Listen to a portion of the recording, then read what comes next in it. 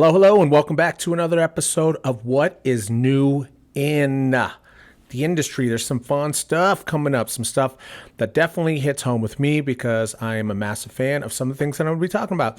Obviously, I'm a massive fan of everything entertainment, but here on today's show, we will just be chatting about some of the new trailers and new shows coming out, even if you've seen some news on them before I've gotten to it. To me, I just like to not rush it or talk about it way too in advance, and then, we repeat it as it gets closer. So let's get going. So here on Melgar Media, we're going to be chatting about Willow, the series that's coming out on Disney Plus. Man, this one definitely has a place in my heart. One of my very top movies as a child and definitely into my adulthood. Definitely ranks up there in the top 10 for me. It just had such a good background, and during the time George Lucasfilms, everything like that, were putting out things that they were testing the waters and genres besides Star Wars. This definitely something that fantasy and wizardry and magic and all of fairies, everything that you can think of, rolled up into a solid film. This series will have some returning actors. The main star, obviously Warwick Davis, will be playing Willow Ufgood, and the actress that played Sorsha will also be returning, and her name is Joanne Whaley. And gotta say, when you have returning cast members from a big movie, sometimes it pans out if you use them correctly, and sometimes it doesn't. I don't see this going anywhere but amazing, because one of the writers for this, and a very, very big entity in pushing this to the screen, is one of the Kasdan's son, Jonathan Kasdan. He is the son of Lawrence Kasdan, who had a major part in Empire Strikes Back and in Star Wars writing, and in the Han Solo Star Wars film. And Jonathan, this had a lot to do with it as well. Sorry, I get caught up on my words because I get so excited about things like this. And I'm just super pumped to see this come to the screen. They have a bunch of new actors and actresses coming. There will be a young lady named Ruby Cruz that will be playing Kit, which is Mad Mardigan and Sorsha's daughter. They haven't gone too deep into the baby from the original Loredana, so I'm curious to see where that comes into play later on in the series. I'm sure it's going to have like some major catch to it. Maybe she's the evil force in it, and that at the end of the series you kind of full circle, and she was a curse, and maybe he shouldn't have saved her. But that's jumping into theories. Anyway, that is set with 8 episodes as of right now. I definitely see this going into 2 seasons, 3 seasons, hopefully more. But we will be expecting the first one to pop onto the screens Wednesday, November 30th of 2022. So get excited for that. The next one I'm going to talk about is something that we have been seeing for quite some time, but we're starting to get some trailers out and some good images. And I think that the fandom had a big say in this. Black Adam with Dwayne "The Rock" Johnson. I know that he put out some early images and a teaser trailer, and there was a little bit of backlash kind of with the CGI and just kind of the way that things looked on the screen. And I know that this is a real big passion project for Dwayne Johnson, so I know that he is taking this very seriously. So even the tiniest bit of critique on the early stuff, he went back and was like, no, this needs to be amazing. Like, I want to take DC on a new route, and he really is taking that upon his shoulders to try and do something fun, and maybe outside of the Snyderverse, or maybe bring us back to the Snyderverse, which I would not be upset about. But we'll see where this goes. I know that he just really is hyping it up to the point where he's saying, get ready, the DC universe will never be the same.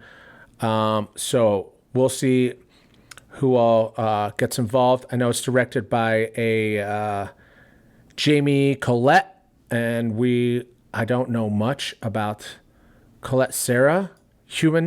Dude, I said that completely wrong. It's Yaman Colette Sierra. And it shows he has done nothing that I've really run all night, maybe. Hooked Up, The River, some episodes, and he's been a producer of some things. I don't know many things that he's done, but if Dwayne The Rock Johnson has sat down and had meetings with this guy, he's obviously got a vision for it. Okay, well, let's move on to the next thing. Gotham Knights on CW. Just when you didn't think that the CW could go any further down a just really bad generic hole, and I don't want to talk about projects because I am glad that they're bringing some of this DC stuff and content shows to the screen, and maybe I'm not the target market because it does look like a coming of age Rivendell, or not Rivendell, Lord of the Rings on the brain, but it just doesn't seem like this is going to hit the mark. I mean, I don't know how they didn't learn from what was it, Batwoman. It was just from the get-go, it was kind of doomed, and they don't really listen to their fans. And with CW cutting as many of the shows as they did recently, I thought that they were getting prepared for an overhaul, and they were like, okay, we hear you guys, we're not going to commit the same mistakes. Man, I watched the trailer to this Gotham Knights.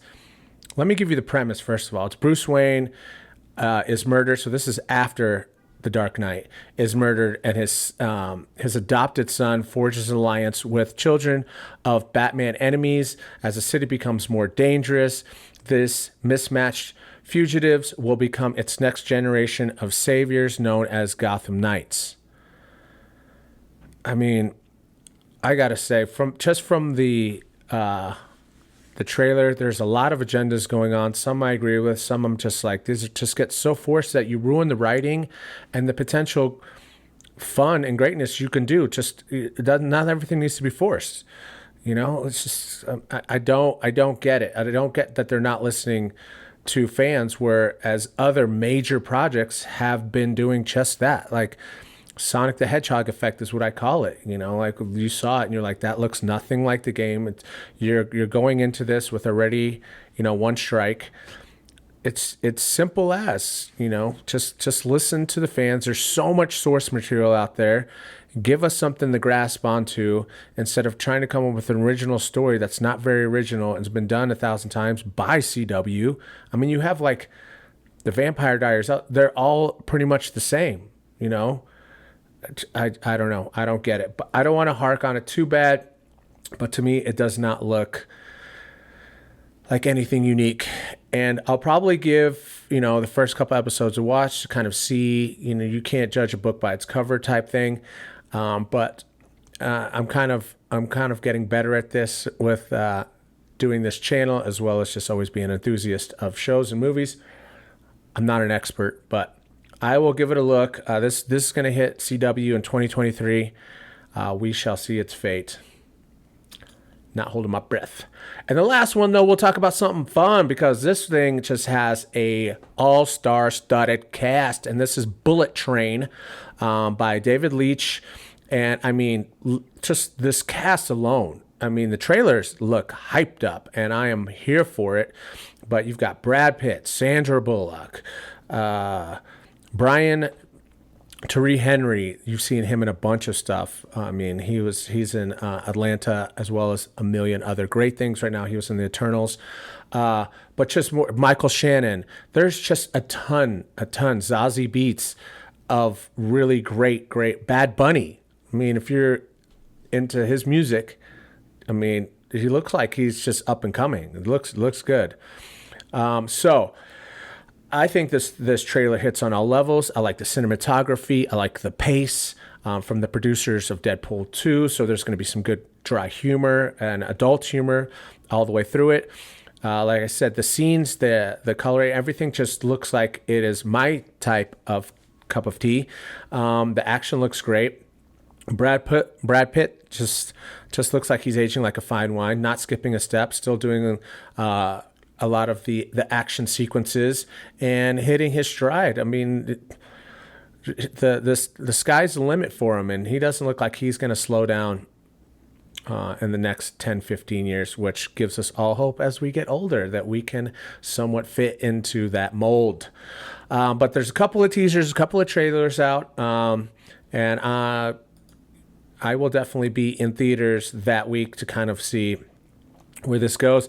The director has some good credits. It's Fast and the Furious, the Hobbs and Shaw one, like I said, Deadpool 2, Atomic Blonde, and John Wick. He's got some credit on that. So you know that the action's going to be fun to watch. But I think that if Brad Pitt signed on, I don't think he's really in for the paycheck these days. So the project, I think, will be a success.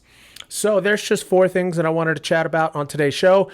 Tomorrow we'll be hitting on the Scruffer Nerfherder show about Star Wars content with a new episode of The Kenobi Show popping off at 1 a.m. this morning in my time in Colorado. And so check that out. And then what you watching on Thursday, and that is going to be more reviews of things that I've seen, and I've got some stuff that I want to talk about, some stuff that's been out for a little bit, but new seasons popping off, so check me there.